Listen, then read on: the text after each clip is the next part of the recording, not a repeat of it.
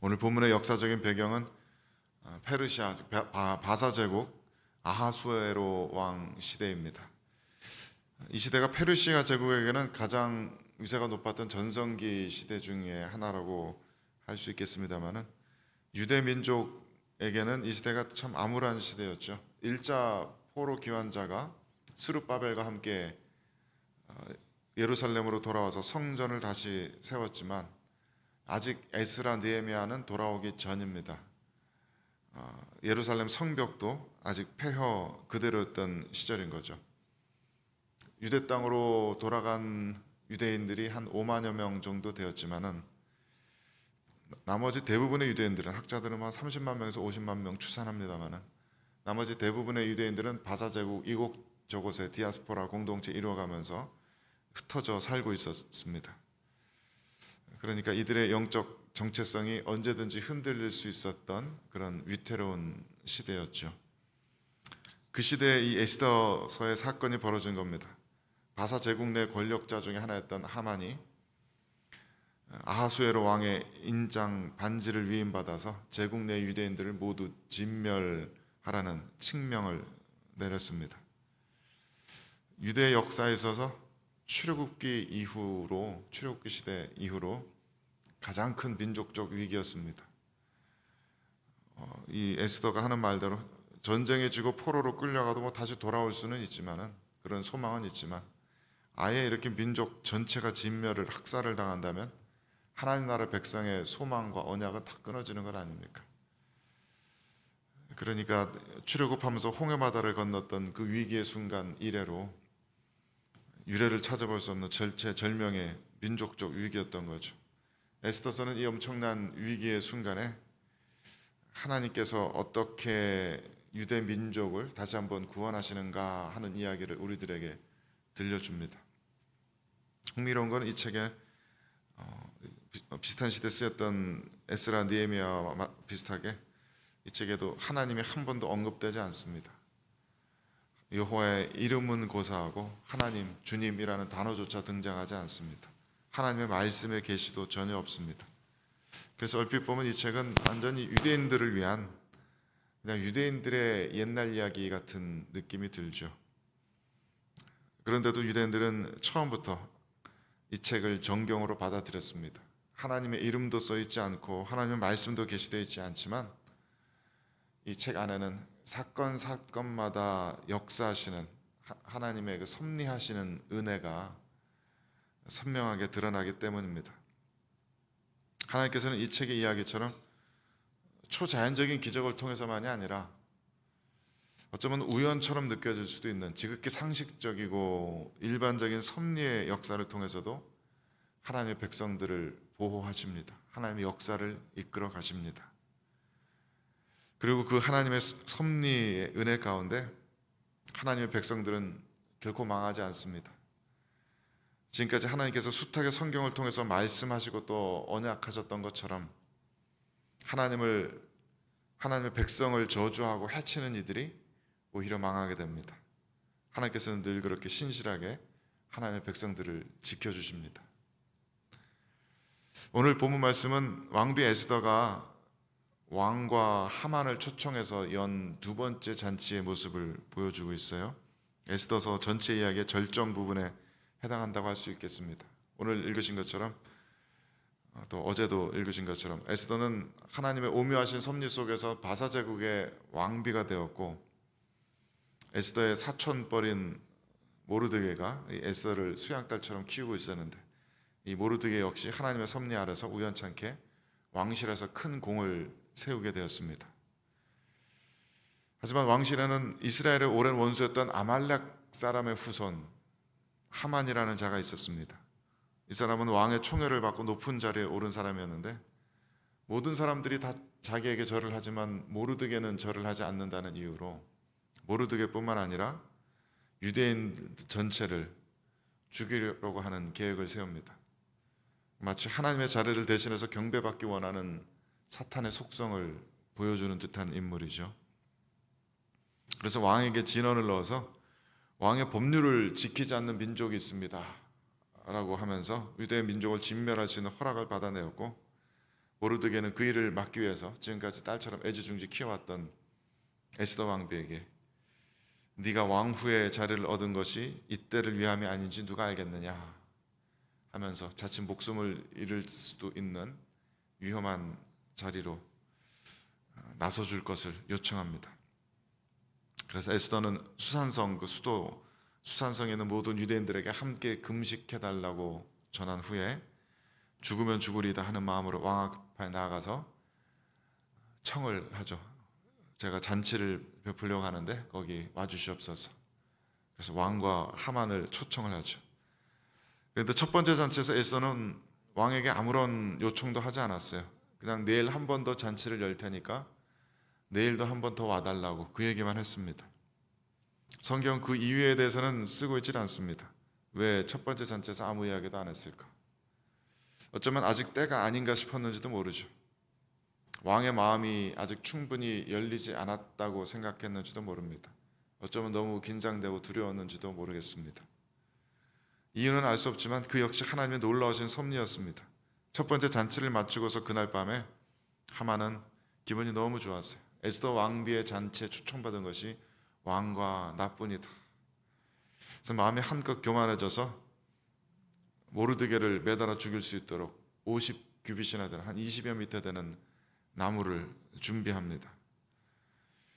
그리고 같은 날 밤 왕은 왕궁에 돌아가서 유난히 잠이 오지 않아서 뒤척입니다. 하나님의 놀라우신 섭리 가운데 역대 일기를 찾아서 읽다가 왕의 목숨을 노리는 대적들의 음모가 있었고 그 음모를 밝혀낸 것이 모르드게였음을 발견합니다. 이 사람에게 상을 준 일도 없었다라는 것을 알게 되었고 하만을 시켜서 모르드게를 크게 높여 그를 네가 시종처럼 섬기면서 거리를 행진하게 해라. 그를 높여주어라. 얘기합니다. 하나님의 대반전의 역사가 시작된 것이죠. 그리고 그 다음날 오늘 읽은 것처럼 두 번째 잔치가 열리고 왕과 하만이 함께 잔치를 여는 상황에서 에스더가 드디어 입을 열어 왕에게 요청을 합니다. 모르드게는 이제 왕의 큰 호의를 입은 상태였고 하만은 모욕을 당해서 심리적으로 무너졌을 뿐만 아니라 이제 모르드게의 보복마저 두려워해야 하는 그런 상황이 되었습니다. 이제는 때가 무르익은 것입니다. 하나님께서 환경의 움직임을 통해서 지금이야말로 하만의 악을 드러내고 유대인들을 구원해야 되는 시점임을 보여주십니다. 3절 4절 말씀에 보면은 에스더가 이제 왕 앞에 이렇게 간청합니다. 나와 내 민족을 살려주십시오. 나와 내 민족을 진멸하려는 음모를 꾸미는 자가 있습니다.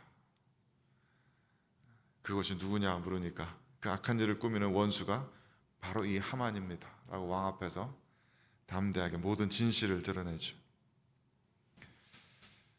하나님의 섭리는 인간의 행위와 상관없이 그냥 하늘에서 뚝 떨어지듯 이루어지는 그런 초자연적인 복이 아닙니다. 하나님의 섭리는 우리들의 삶을 통해서 우리들의 행동을 통해서 드러납니다.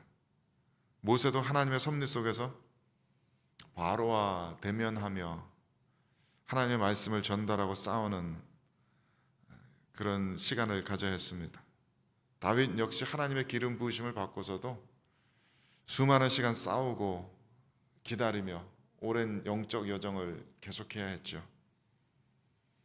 또 에스라도 이 비슷한 시기에 에스라도 하나님의 말씀을 오랫동안 공부하고 그 말씀을 전하기 위한 헌신을 드려야 했고 느헤미야도 4개월이나 금식하며 준비한 끝에 왕에게 나아가서 예루살렘 성벽을 재건하라는 허락을 받아냈습니다.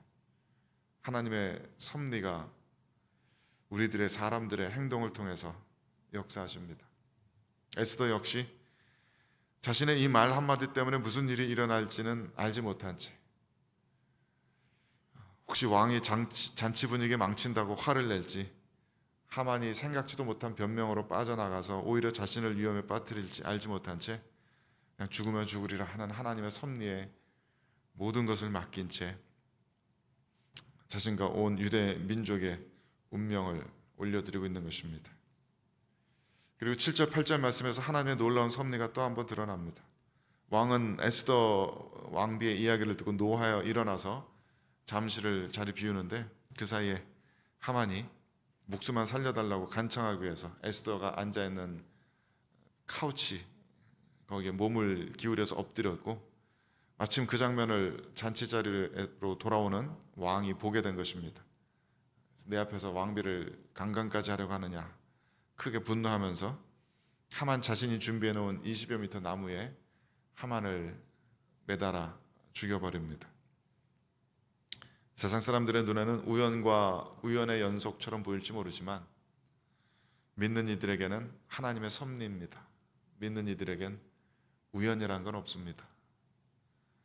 눈에 보이는 하나님의 말씀과 권능이 없어도 하나님께서는 인간 역사의 뒷면에서 우리들과 함께 부지런히 움직이시며 하나님의 백성들을 지키고 계십니다. 우리들을 보존하고 계십니다. 시편 37편 5절 6절 말씀에 내 길을 여호와께 맡기라. 그를 의지하면 그가 이루시고 내 의를 빛같이 나타내시면 내 공의를 정오의 빛같이 하시리로다 하였습니다. 우리가 걸어가는 이 길이 우리를 어디로 이끌지, 또 그 길 위에서 무슨 일을 만나게 될지, 심지어는 언제까지 걷고 언제까지 멈춰야 할지 우리는 다 알지 못하지만 이 길을 하나님께 맡겨드릴 때 하나님께서 우리의 갈 길을 인도하시는 줄을 믿습니다. 하지만 동시에 우리의 길을 하나님께 맡긴다는 것은 우리들이 분명히 그 길을 걸어 나가야 한다는 말이기도 합니다. 기다려야 할 땐 기다리고 나아가야 할 땐 나아갑니다. 언제 멈춰야 하는지, 언제 일어서야 하는지는 하나님께서 알려주실 것입니다. 말씀을 통해서, 기도를 통해서, 환경을 통해서 알려주실 겁니다. 우리는 비록 영적으로 무능하고 둔감하지만 하나님께서는 이 둔감하고 무능한 우리들에게도 전달하고자 하시는 메시지를 분명히 전달해 주실 것입니다. 하나님의 백성은 결코 망하지 않습니다. 우리들 눈앞에 드러나지는 않을 때가 있어도, 늘 기적적인 역사를 일으키시지 않으실 때도 있어도, 매 순간순간 우리들을 지키시고 보존하시는 하나님의 섭리의 모든 것을 맡겨드리고 오늘 이 하루도 확신과 기쁨 속에 살아가실 수 있게 되기를 주님의 이름으로 축원드립니다. 함께 기도하겠습니다. 존귀하신 하나님, 이 온 우주의 역사와 또 저희들 한 사람 한 사람의 작은 역사들을 모두 다 주관하시고 이끌어 가시는 주님을 찬양합니다. 저희들의 살아온 모든 날들이 하나님의 주관하시는 섭리 가운데 있었고, 때로는 저희들이 겪어 있었던 고통과 또 어려움들, 환난들까지도 주님의 뜻하신 바가 있었던 것을 믿습니다. 지금 저희들이 걸어가고 있는 이 길이 주님의 주권 아래 있는 줄로 믿고 저희들의 길을 주님 앞에 다 맡기고 의지합니다. 주님께서 저희들 각자에게 언제 나아가고 언제 멈춰야 할지 알려주실 것이고 또 어디로 나아가야 할지 알려주실 줄 믿습니다. 저희들의 길을 주님께 맡기고 오늘 하루를 살아갑니다. 오늘 만나게 되는 모든 이들, 해야 하는 모든 일들, 저희들 입술에서 나오는 모든 말들을 주님께서 주장하여 주시고 주님의 백성으로 부끄럼 없이 흠 없이 당당한 모습으로 살아갈 수 있는 오늘 하루 되게 하여 주옵소서.